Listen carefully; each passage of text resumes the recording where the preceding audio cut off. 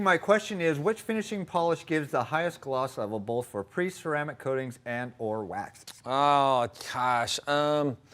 You know, I don't know if there is a best. It's kind of like compounds. There's a lot of great polishes. I'm a big synergy guy. If I'm using Meguiar's compound, I'll probably use Meguiar's polish. If I'm using 3D, I'll use 3D. So find a brand you like and just stick with it, because all the respected, established brands make great compounds and polishes. I will tell you this, though. This is one of the things I like about the new NSP products, the 150, the 90, and the 45, and the Z1.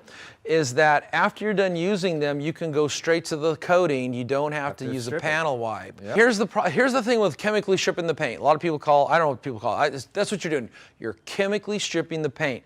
And unless you have the best towel in the world, a really high quality panel wipe, and skill, a soft touch, no ring, no watch, most people, if they polish out black paint to perfection, if they don't have those three things going for them, they're going to mar the paint just from wiping it. Yep. So if you can go to a product that means after you wiped it off, you can go right to the coating, you can skip that whole panel wipe set.